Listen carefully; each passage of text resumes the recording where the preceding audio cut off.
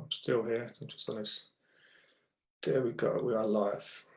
Perfect. Yeah. It should come up on just my phone here. Yeah, perfect. It's live. I'll turn that down for the comments. There we go. Right, welcome everyone. We are fortunate enough today to have Leanne Sanderson, an old friend of mine and my family for a very long time. Footballer for the list. We could go on for half an hour about the list, but we've got Arsenal for 11 years, Chelsea, Philadelphia Independence before she moved to the USA, Espanyol in Spain, obviously, DC United, Boston Breakers, Portland, Orlando Pride, Western New York and Juventus very recently, as well as playing nationally for England. Many titles, many honours, and over 50 caps, wasn't it, Leanne? Yes, 50 caps, 51 caps, I think it was. 51. Oh, definitely, exactly. You've got to get that figure right because that one makes the difference, you know. So very, very welcome. How you been? Yeah, I've been good. I'm happy to be home. I was in LA. I've been living in LA for 3 months now. And I came back to England about a month ago. So I was kind of waiting because obviously was everything going on. But it was quite a nice flight back. There was only 5 people on my flight. So it was a bit of a weird experience. No food or anything like that. But I'm happy to be home and I certainly feel better after being in England. Brilliant, brilliant. Glad you're home and safe anyway. Even it's nice to see you around locally because not many people know, but me and Leanne know each other from, I don't know, she was probably about 6 years old and I was a little bit older. Yeah. Leanne was in my brother's Sunday League team, renowned team locally in Catford called Elms. Back then she was the star of the show, even then, because she's always destined to amazing things. And me being a little bit older and in the professional kind of game already, even then I was mesmerised and thinking, wow, what a player. So on touching on that, Leanne, how did your first, obviously before Elms, how did your first start in football, how did that come about? Yeah, I mean, first and foremost, Mark, when you used to say I was mesmerising, when you used to come and watch us, we used to be like, oh, there's Glenn for replace for me a wall. Like we used to be buzzing when you'd be on the sideline. I started playing football, as you know. I've known you for a really long time, since I was 5 years old when I started playing for Elms. And I just feel like I was always destined to be a footballer. I knew from the age of 5 that I wanted to be a professional footballer. And, you know, there wasn't even a professional women's league then. I was playing for your brother's team. We were all boys team, you know, it was me and Vicky, one other girl, but no one else really played. Girls didn't play football back then, but my dad used to play. My mum, as you know, is obsessed with football. And my whole family just loves football, really. But I just felt like it was, for me, it was just, there was nothing going to stop me from being a professional footballer. And, you know, it was like I was the only girl on the team. I was good. So my teammates loved me, like at Elms. But I felt like when I used to play against other teams, they'd laugh, make comments. And then it was soon as I got the ball, after the game, you know, the smiles off their faces and taking the mick out of me was soon gone. Because then it was be like, just before about to kick off, they'd be like, oh, there's a girl, ha, ha, ha, there's a girl. And then as soon as I got the ball and scored or something, they were like this. So, you know, at that age, I just knew I always wanted to be a professional footballer. And like I said, sometimes I always say to the people that I mentor and the speeches that I do, that sometimes people might not understand why you want to be a professional footballer, understand your dreams of what you want to do. But there was never going to be anything, Mark, that stopped me from being a professional footballer. And thankfully, I also had an amazing family, have an amazing mum and dad that supported me from a really young age. Because when you're young, you can't drive yourself to training. You know, there's a big commitment. And when you're younger, you just think, oh, they're my mum and dad, they're supposed to do that. But when you get older, you think, wow, like the commitment from your parents. Like my dad used to work nights so he could take me to training, you know, my mum used to work different hours so she could take me to training. And you think, oh, they're supposed to do that. But now I'm older, I appreciated it then, but I'm even more appreciating now seeing the commitment that they made. Yeah, 100%. I think that's really powerful words, Leanne, because the fact that there was no women's professional leagues around, which obviously the Fulham girls years and years later first started coming in, but you already knew your kind of destiny and what you wanted to achieve, and there was no barriers going to be put in your way. So that's real powerful words, and it gives you an insight, guys, into the mentality of professional people in whatever walk of life they may be, that they set their goals and they're going to achieve it, whatever, you know. And I remember back then that watching in that you were a standout player, and it wasn't even the sex of a person, male or female. it didn't even come into play. You know, all the parents was Leanne. Obviously the other girl that I totally forgot about there, but she was an amazing player herself, wasn't she? Yeah, she was, but she was more like, her mum was like, Kerry is her mum, so she was on the team. You know, they started the team. They were a whole family, great friends of my mum and dad's from a really young age. So yeah, it was great. But I mean, I just loved football, and I still love it now. Yeah, brilliant. So that was your first start, Elms. What, obviously you touched on there, what the kind of challenges from the other team, particularly obviously your own teammates and their families and parents supported you, knew they saw the talent from day one.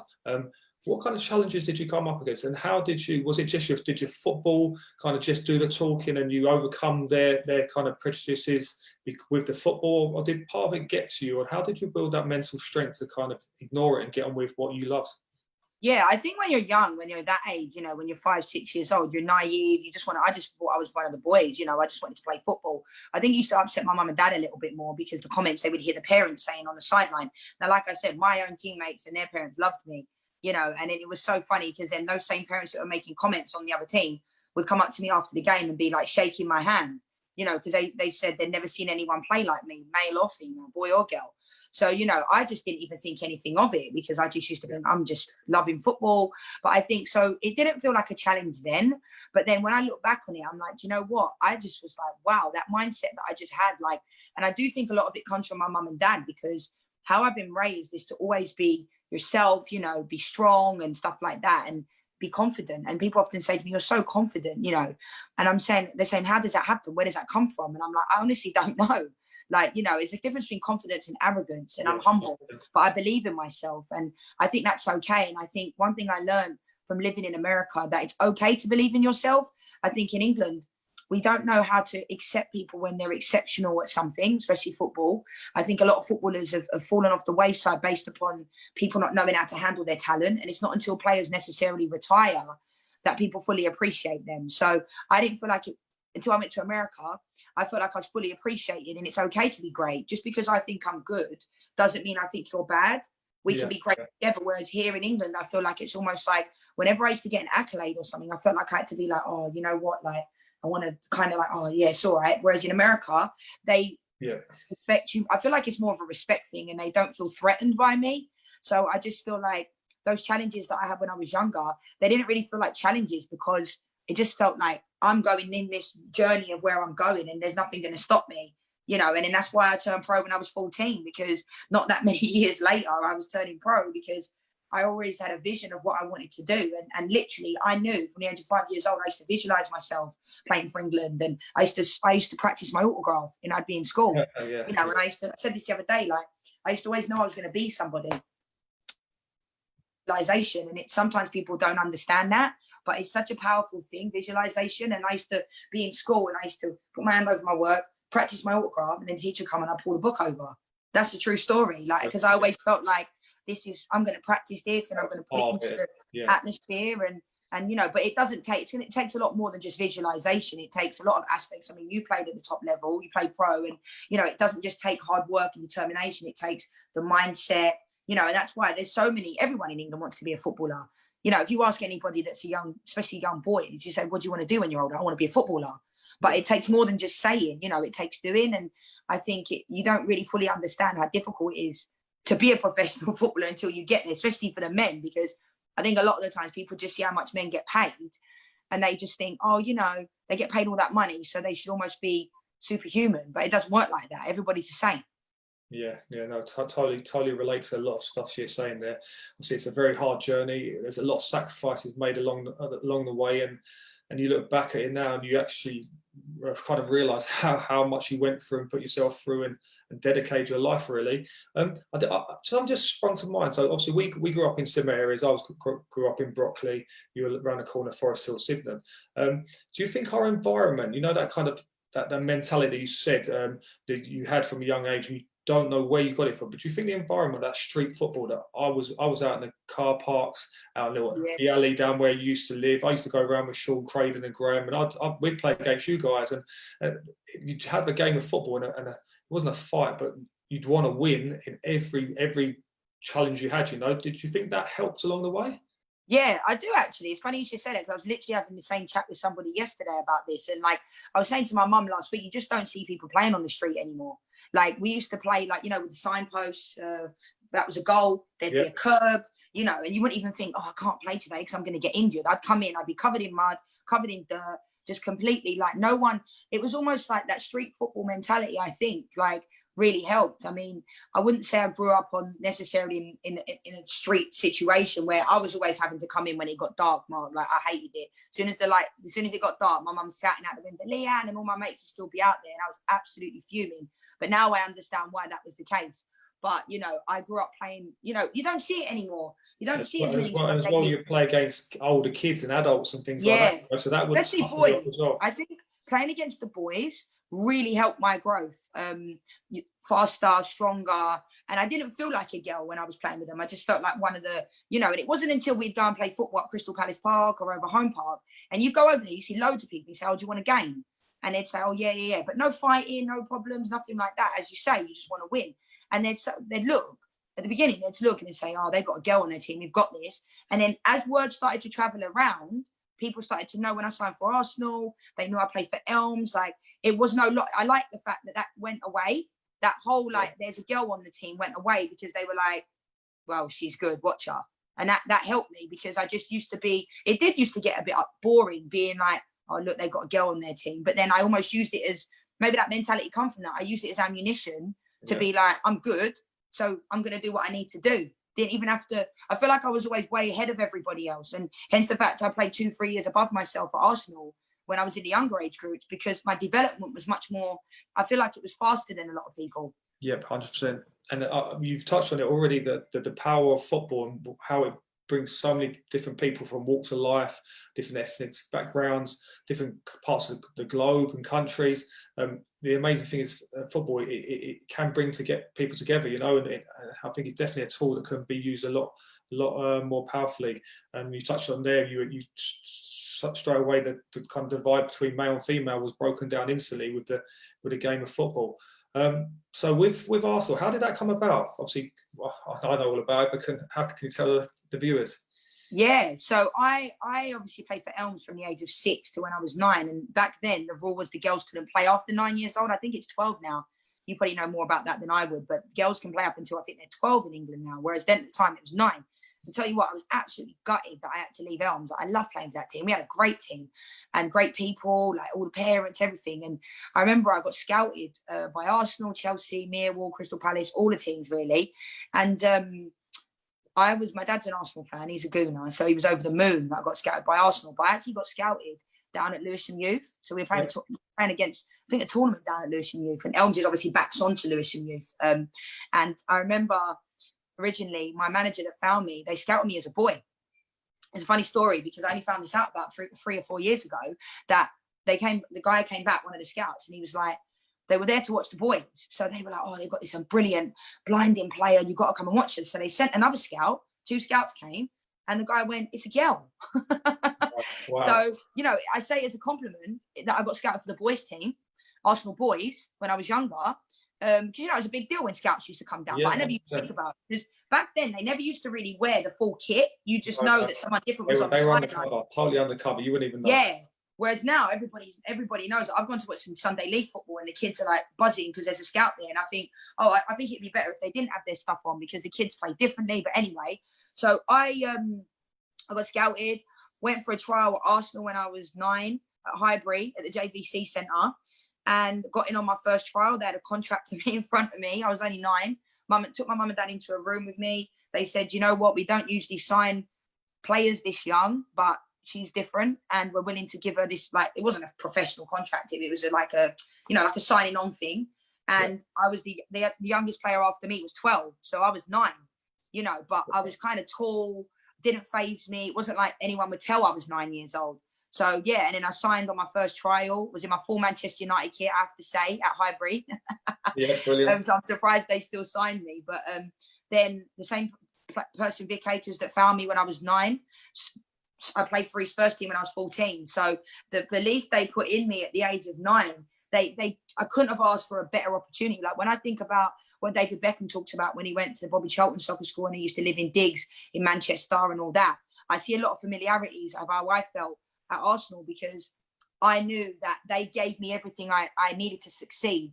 I met all the players. I would do, I'd be washing Mark Overmars' boots, and I was buzzing. I'd get to meet David Beckham. I'd be in the tunnel sometimes before the game at Highbury.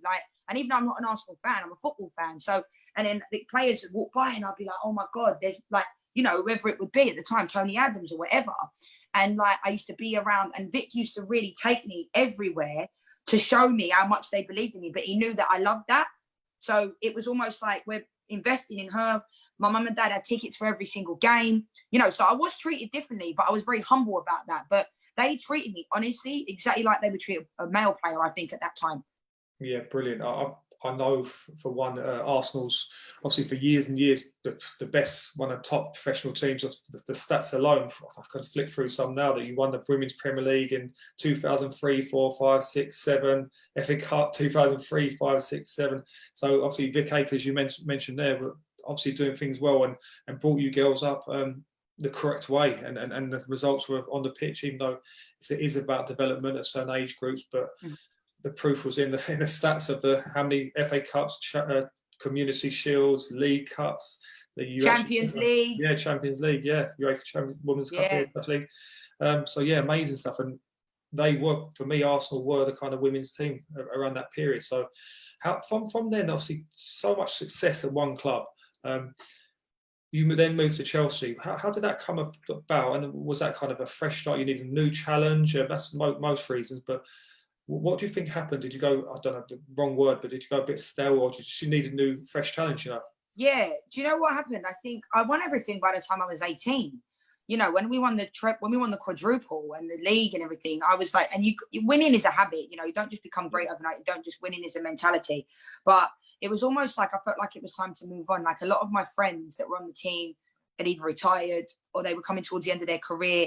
And I honestly, for my own personal development, I wanted to play against Arsenal and I wanted to play against the best, because we used to beat teams like 10-0, 5-0, and it weren't teams that were bad. It was just we were so good. Some of those teams that we played against had top players that played for England now on them. It wasn't like we were playing against awful teams, but we were just better than everyone. And when Chelsea offered me the opportunity to go there, I also wanted to become successful in one position, because at Arsenal, I used to play in so many different positions, because I can play anywhere along the front and in the midfield. So it was almost like I had my concrete position, because I scored 52 goals in 38 games. So I was doing well. My name was on the team sheet because I deserved to be on the team sheet. But then I almost felt like it was a bit like, okay, well, this player's injured today, so can you fill in on the left side? This player's injured today, can you fill in on the right? And to be honest, when I look back on that, I was like, well, the grass isn't always greener, because in hindsight, I do wish I would have stayed at Arsenal, because I just felt like when I got to Chelsea, the mentality was very different. Now, I think it's changed now, because Emma Hayes is their coach, and Emma Hayes was our assistant coach when we won everything at Arsenal. So I've seen differences in them. But when I went to Chelsea, I was captain for a bit, and then I got drafted. The opportunity came after me being at Chelsea for 8 months to go to America to turn fully pro. So that opportunity came along, and I really appreciate the fact that Chelsea let me leave, because I'd already signed, I think it was a 2-year contract, and they didn't hold me back from going to play pro in America. Yeah. But looking back, I think if the opportunity would have come about me going to America when I played for Arsenal, would I have gone? I don't know. It's one of those things you don't know. But the thing I do think about is that I wanted to leave for my own personal development. But in hindsight, I kind of wish I stayed at Arsenal, because I remember when I played at Chelsea, I wasn't used to losing. And that was a thing. I'm not a bad loser, but I hate losing, like we all do. Yeah. And I just remember there was a few times we'd lose a game or we'd draw a game. And if that happened at Arsenal, it would be like a funeral, Mark. Do you know what I mean? Yeah. Like literally we'd all be in the changing room, head down. Vic wouldn't even speak. He didn't even need to say anything sometimes, because we all just knew. And we'd get on the bus on the way back from Everton or Liverpool, and we'd be I would be like nightmare. I didn't go to school for a few days. My mum used to say to me, you got to go. And I'm saying, I can't speak to no one. I'm devastated, right? I was absolutely awful. So when I got to Chelsea and I noticed that we'd lose a game, and sometimes we'd come into the changing room and people would be kind of like, there's a few of us that understood and had that mindset, but people would be kind of like, oh yeah, like, where are we going for drinks and that? And I used to think, I'm not judging them, but I just used to think I wasn't used to that. I wasn't used to that. Arsenal, like, we weren't going for drinks if we lost. We weren't going out for dinner if we lost. We were going home, and we wouldn't speak. We would speak to each other, but you know what I mean, like, because you can't literally be in mourning over a game. I mean, it's only a game, but that's one thing I noticed when I got to Chelsea at that time. Mentality was And different. in the changing room, and it used to infuriate me. And I remember me and Casey Stoney, actually, I used to say to her, like, Casey, I can't do this like this. Do you know what I mean? Casey was our captain, and then she became player manager, and then I became the captain. But I just thought, this ain't me, like this mentality. And she had the similar mentality to me, where we would lose and it would be like, you just take it. You know what I mean? You know, it's like when you lose, you don't really go into a changing room and you're like, but it wasn't everybody. But that's something that I noticed. It wasn't the Arsenal way. So then the opportunity came along to go to America. And obviously I took it, and I'm really grateful that Chelsea allowed me to go. But I think Chelsea's definitely changed now. And it's not a coincidence that, you know, it wasn't an awful time at Chelsea. It was just a mindset. Emma Hayes is now their coach. And, you know, she was our assistant coach at Arsenal when we won everything. So that just about says where they've gone. Perfect. Me digressing a bit and putting my coach's head on there. In hindsight, we get a lot where the kids want to play a certain position. And I think it's really, really beneficial to play different positions. In hindsight, at the time you wanted to focus on one position, which for the kids, we're talking about a different level. We're talking about the highest level in women's football right now. So being in a specialist position is a different mentality and mindset to being a kid. Do you think back in them younger years at Arsenal, playing all them different positions, did it make you a better player and form you different kind of attributes to then become the player you were? Do you feel, looking back? I think a lot of it is to do with age. See, I wouldn't have a problem because when I first started at Elms, I played left wing, and I'm not even a left footer. I used to cut in, you know, like Gareth Bale does on the left. He cuts in, blah blah blah. Ronaldo, they can play on opposite sides. Didn't it? Yeah, it did. Even though my left foot still ain't great. But you know, I think at a young age it can really be helpful. But I was at that point where I was like, you know, 18, 19, and I just didn't want to flip flop in all different positions. And that was where I was at. But I do think, like, it's the same as in America. They play about 35 different sports. And I think it helps them with their strength, their speed, you know, their mental. I think it helps everything playing all those sports. But sometimes I have this conversation with a lot of the parents of the kids that I mentor that, you know, they'll say to me, I know we're training 3 times a week this week, but one of the sessions we've got to cancel it because she's doing lacrosse or she's doing basketball. And I'm thinking this player could actually be a top footballer. Why, in my mind, I'm thinking, why are they doing lacrosse? Why are they doing basketball? As that's just my mentality. But America, the women's national team, are number 1. And you don't become great at something by luck, right? Yeah. So that's where I look at it. And I think they're so fit, they're so fast because of all the sports. So maybe my opinion is incorrect, but I'm just going off of the fact that when I was younger and there was other sports, I'm thinking I'm not doing those other sports because I just want to be out on the football pitch because that's all I need to do. You know, I'm going to want to shoot. I want to do dribbling. I want to do passing. I want to do everything I can do. Why am I going to go and play basketball when I'm not going to be a basketball player? But like I said, I completely understand it. But when it comes to positions and, you know, at a young age, I do think it's good to be able to be flexible, you know, and play different positions and be able to slot in when a manager needs you. But I do think that there's some players that are just destined for a certain position because for my whole life, I played number 9, right? Out and out number 9. But like when I was younger, I used to play in the midfield, attacking midfield. And then number 9 came about. I was in that position and I was not that kind of player that just wanted to hold the ball up and set it. That isn't me. My game is running at players, assisting the ball. My vision's very good. That's one of the things. I can see things behind me 3 steps ahead. You know what I mean? I'm not saying I'm Messi, but that's my strength. I've got weaknesses, but those are my strengths. And people say to me, how do you see it? But I can just see it in my peripheral vision. But, you know, I just think some players are destined for a certain position. But like I said, it wasn't until I moved to America that they put me in my position and I got so many assists and so many more goals. So I might have got more goals at Arsenal individually, but when I moved to America, my team got more goals because I was able to be in a position of getting on the ball.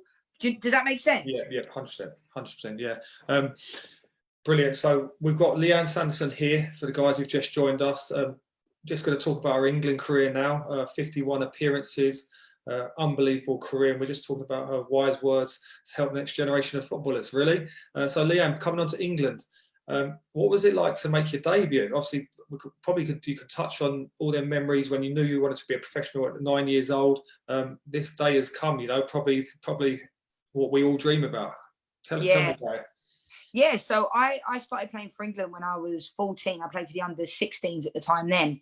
And we went to Loughborough, I had my first camp and stuff like that. And as you know, you're always nervous about things like that. But I was more excited But it was very different back then because there wasn't a St George's Park, there wasn't a development centre. It was either Loughborough or Lilleshall, and they were both great, but it was very different.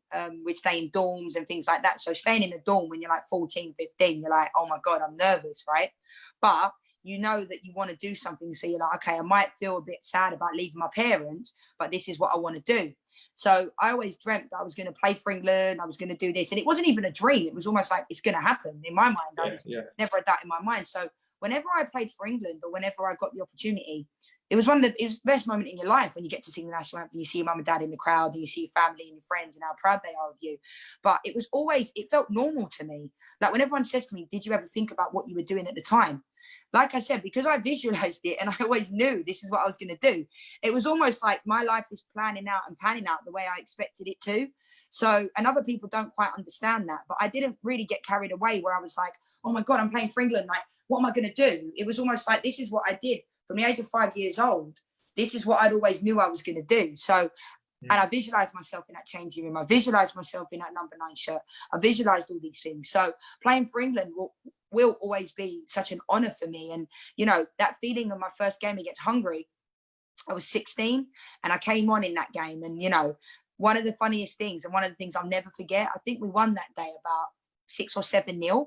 And the only thing the goalkeeper caught that saved that day was my shot.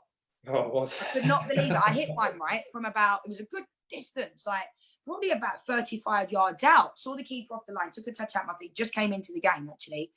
And I was flying with confidence because at Arsenal, Vic and all the girls used to like give me so much confidence and I loved it. You know what it's like as a player when you have that confidence? You're invincible, aren't you? Sometimes you can go for a stage where you can't, you go for a goal scoring drought and you can't score a goal, you can't do anything, nothing you touch goes in. Then all of a sudden, everything you touch just goes in. So I was so confident, like touch out my feet, a little bit like Wayne Rooney against Arsenal in his first game. Remember that goal? Yeah. But I hit it, goalkeeper's only tipped it over the bar. And I'm thinking, so it would have been such an amazing thing. Like that's me. So like, you know, scoring your debut. So that's something I still think about now all those years later. But we won and that was the most important thing. And it didn't overshadow the fact I made my England debut. But me and my dad always joke about it. I say, Dad, as if that was the only thing the goalie saved that day. Pulled off an absolute weldy, tipped it over the bar. But it was an amazing feeling to make my debut for England. Brilliant. And you went on to, in 2 World Cups, you came 2nd place, didn't you? And 3rd place. And you won was it the Cyprus Cup? Was it the Cyprus Cup? Yeah. So yeah, we won the Cyprus Cup and I scored the winning goal in that, which was like really great against Canada. That was a great feeling because we hadn't won anything for a long, like we hadn't really won anything as a nation. So whether it's a Cyprus Cup, you know, I think winning's winning, you know, and at the end of the day, we won and it was a great feeling. And then it was in the same year as the World Cup. So it was almost like we had that winning feeling. And then we got to the World Cup in 2015 and nobody expected us to get as far as we did because we never had done before. Yeah. And so what was amazing about it, we went into that tournament really just like, okay, we're going to do our best here. We might be able to win, but there's better teams than us, realistically, right? They've proven that they're better. Because I think in England, men and women, we have the tendency to get to a tournament and think we're going to win it. And in the men's team, I haven't won it since 1966. So, you know, let's not get too carried away here. As much as we want to win, we have these expectations that are so high. But the longer the tournament went on, we were like, you know what?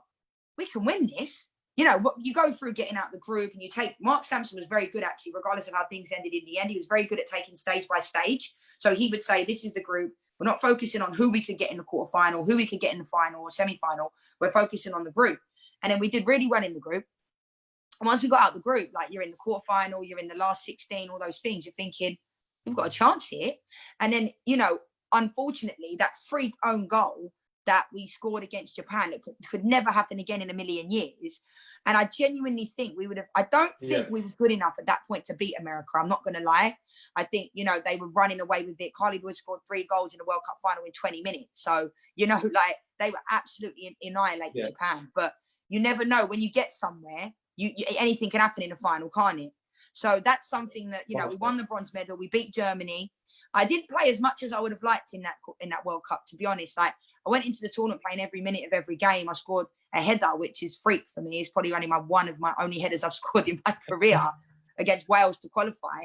And then I got to the World Cup, Mark, and didn't play. Like, and that's not saying I have a divine right, but I was one of the most recognisable players, highly promoted, doing well, and then just didn't play at all. Like, And that was weird for me. Manager didn't speak to me, and I think sometimes if you're used to playing every game, I think managers should speak to you regardless to let you know so that was a weird World Cup for me. But I always knew there'd be a moment that I would get that I need to do something to help my team.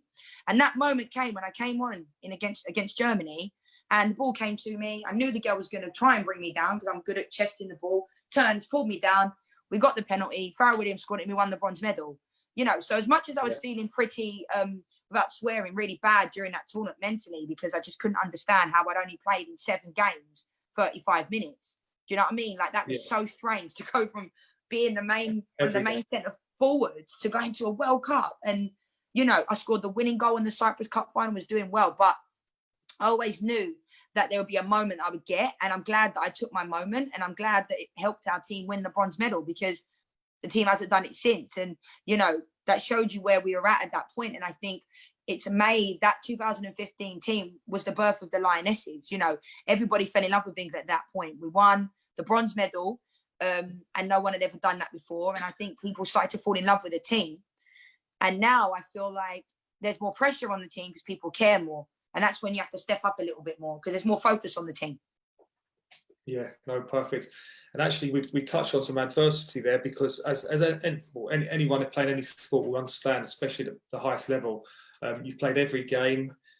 You've got some real challenges there that you're necessarily now not included in the kind of final points where all your hard work, you're really looking to help that team achieve, and you've adapted the right mindset, the right attitude, whatever you want to call it, and you've still come in and made a huge difference, even though all the kind of odds were against you, So that's really powerful words for the young kids, to just keep on going, keep on trying your hardest, and if you kind of adopt the right mindset, right attitude, you're only going to benefit yourself. Because if you kind of start sulking or get annoyed or get yourself down, again, you're going to affect your journey or your path. So always have a positive mindset. Things will come around for you, whatever stage it may be. It's not easy. I will say that, though. It's one thing saying and one thing doing. And it wasn't easy for me, because as a player, you always want to play, don't you?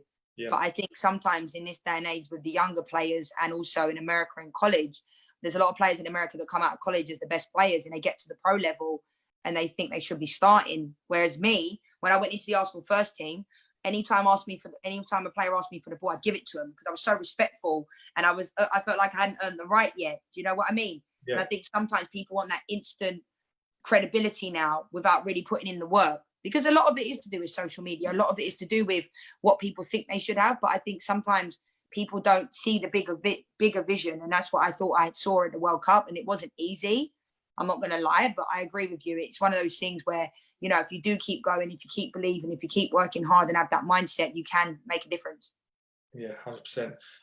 So most recently you were at Juventus and you won the Serie A and the Coppa Italia. And so you've played in Italy, Spain, Greece, Cyprus, obviously the UK, America. How does football around the world, how do you feel it differs? Obviously, we touched on the USA, and you were there for a number of years with various teams, so you know it firsthand. They're obviously ahead at the minute in terms of women's football. But how do all the different styles from all around the world that you've played differ? You know what? It's funny, because that's a very good question, the way you articulate it, because I was telling someone the other day that, I don't even think it's necessarily football. I think it's culture. I think what I've noticed about a culture is I've gone to some countries and tried to change what I think is a football culture, but it's a country culture.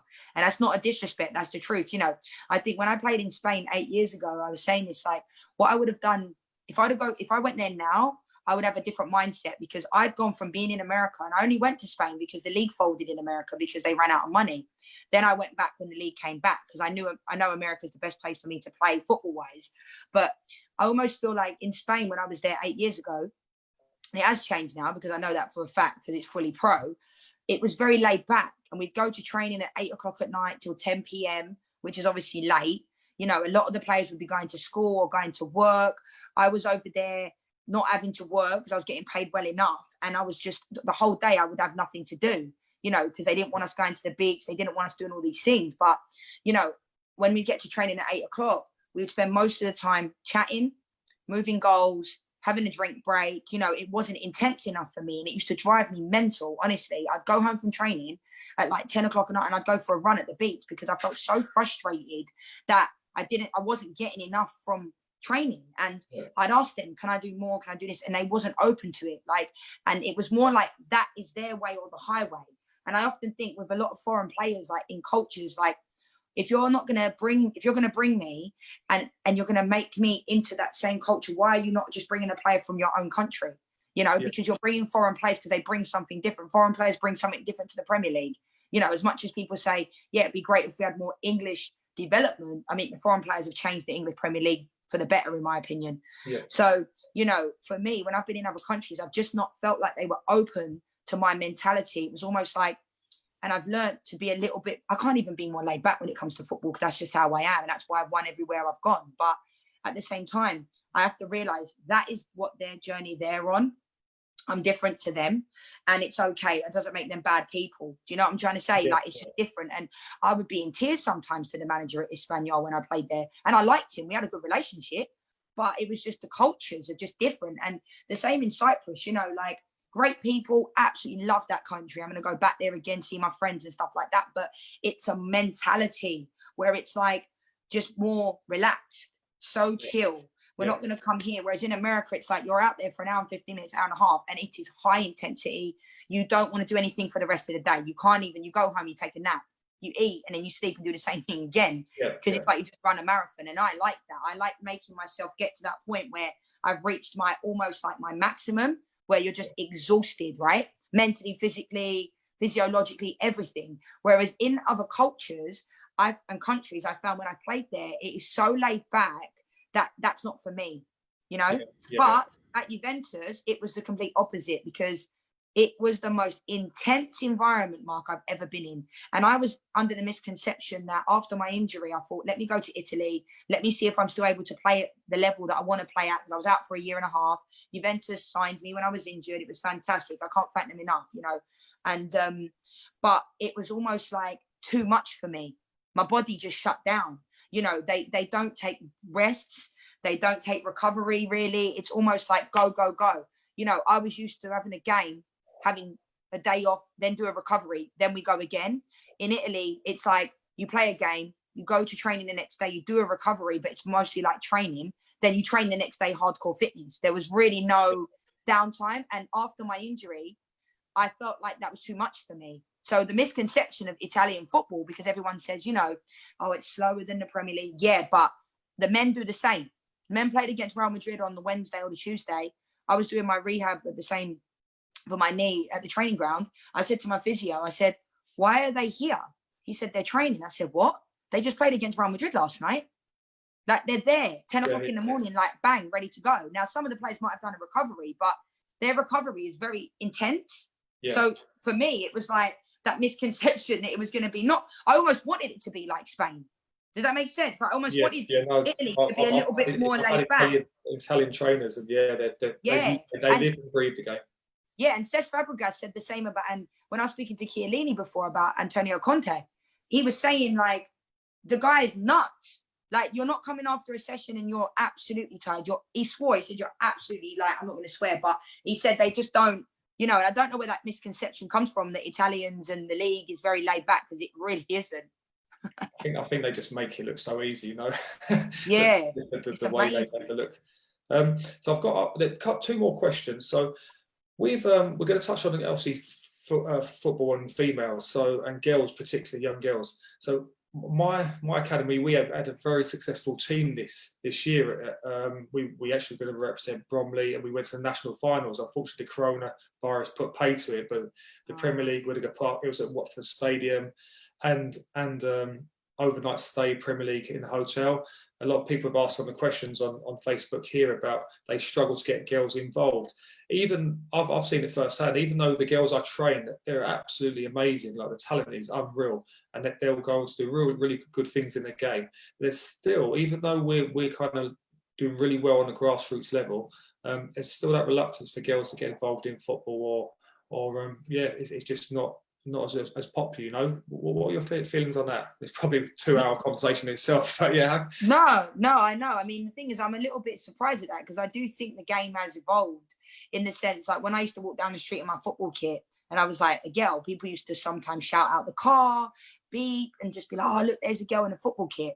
Hopefully, I think times have changed now that because of our England team, I genuinely do. I think it's inspiring people and it's making people realise, you know, Phil Neville is the England manager. He's leaving next year or soon. But like, you know, people are now involved in certain things and want to be involved. It's not like, and I think we do need more backing from the men, if that makes sense. Like when you see David Beckham at the women's game, people are going to look at it more like David Beckham's a king, isn't he? So it's like literally like you see David Beckham, like, oh, if David Beckham's there, then that must mean that we you know are gonna like go as well. So I'm surprised that there's not as many, but I do think it continues to be a thing where, you know, there are more girls getting involved in the game. I don't know how to get them more involved in the game, if I'm honest, because I think it happens naturally. And I think I've certainly seen the talent level go up. I've watched girls now in England and in America at a really young age, and they are so much more developed now than I saw back in the day because I was the only girl playing, you know. So it was like there was never any other girls when we got up the park or anything. I was the only girl by far, you know. Never was there another girl that got involved. So my only advice to be would just kind of any girls out there that are wanting to get into the game, don't be scared to take that leap of getting in touch with a team, or, you know, even if you're not a great player, it doesn't matter. You know, you don't have to be great to love something and get involved. So I hope that if any girls are watching this that are apprehensive because they're like, oh, I might not be good enough, just go for it and let someone else make that decision. Yeah, and that touched on our final question. For all children in general, boys and girls, particularly girls, off the back of the point we just discussed, what would you, after all your kind of vast career around the globe, obviously massive success in terms of stats as well, what would you be in looking back, what would be your words of advice for the kids at Six Soccer Academy and kids in general playing any sport? Yeah, I mean, the words of advice that I would give would just be work hard, you know, never let anybody stop you from achieving your goals and your dreams, because even some people might not understand them, but you always have to. Sometimes, I mean, the market is so saturated with everybody wanting to be a professional footballer, but you have to make sure you put in the work and the hours to do that. And I always say, do better than the person next to you. And what that looks like, it isn't do better by not passing them the ball. It's do better than them by being on time, working harder, being fitter than them, working on your strength, working on your weaknesses, and working on your positives. You know, making everything, because I always think if you're going up against somebody in a position or something, just be the best version of yourself you can be, in summary. Because I often think, don't see things as a competition. The only competition you should have is yourself, and have those levels of professionalism at a young age. Because, you know, I did things as a professional from a really young age. You know, everything I did, my boots were always clean, whether that be me or my mum, mostly my mum when I was younger. You know, carry yourself like a professional, because that's what I did from a young age. And I always believed in the law of attraction and things like that. And I always felt like I was a pro from the age of 5, you know. So my advice would be, never also let distractions come in the way, and always work on balance, in the sense like you've got school, you might have homework, but make sure you prioritize school, but also prioritize the things you want to do in football. Because I think sometimes I know people that have fallen off the wayside because they just got to a certain age where other people, like, you know, other people have come into play, boyfriends, girlfriends, you know, can go out, start doing things. And I think for me, I was always that person that was like, I'm not going out. I'm not going to go out. Even if it was a Friday night and my mates were only going to the park, we were only young, I'd say, oh no, I'm going to go home. You know what I mean? It was early then. And to be honest, I was very lucky. Another thing I'll touch upon is the fact that be careful and be mindful of who you surround yourself with, because I was very lucky that I had friends that understood my goals and dreams, and the people that didn't, I wasn't friends with them. So I moved different friend groups throughout my young life, because some people just were doing the wrong things or were getting involved in things I didn't want to do. I didn't want to go to Bromley Glades and walk around and look for boys. I wanted to go and, you know, and that's no disrespect, but that's not me. Whereas I wanted to go home and watch football and be ready for my game. Yeah. Do you know what I mean? So that was always me, like always disciplined. And I was lucky that I had the people around me, friends that understood that, yeah, where's Leanne going? Oh, she's got a game tomorrow. That takes a lot, as opposed to you could have a friend group that would say, oh, you're boring, oh, putting you under that peer pressure. But I never had that. Yeah, 100%. I think that's so powerful for the young kids, especially that kind of influential age of, I don't know, 11 to kind of 14, 15, where them kind of outside influences might distract you from what you want to do. And you've got to be, Yeah. it's a big ask to kind of ignore them distractions, and you focus on, know what you want and focus on that, and almost put that first, you know. So really wise words that we've probably not touched on in our interviews so far. So thank you very much, Leanne. You're welcome. Right, and I think that's a wrap. You know, I could talk to you for hours and days on end. You know, there's so much we could talk about. I do want to come down there and watch your stuff. Where is it you do your stuff? Yeah, in Bromley and Beckenham. So if you're in the country, yeah, 100%. No, I'm here now. So I saw some of the stuff you're doing. It looks fantastic, and you know, it's great that the stuff you're doing with the kids. And I've seen some of the sessions, and they look really good. So keep up the amazing work. I mean, as much as you say I'm inspiring, you're inspiring, Mark. And like I said, when we used to come to our games when we were younger, we'd be like, oh, there's Glenn's brother, he plays for Millwall. Do you know what I mean? Like, we knew, we were only little. Like, you know, you've had a long career, good career, and now you're giving back, and it's fantastic. And the kids are lucky that they have someone that's played at that highest level, because I do think, that's no disrespect to people that haven't, but it's the same as I think a lot of referees have never played the game, you can see. When you have a coach that's played the game, been there, done that, it makes a massive difference. So keep up the amazing work, and I'll definitely be coming to check out your stuff. Oh, brilliant. I'll have the biggest influx ever now of kids wanting to sign up. So what week's Leanne coming down? I'll definitely come down. Perfect. Thanks a lot, Leanne, for your time. And I'll speak to you soon. All right, Mark, take care. See you later. Bye.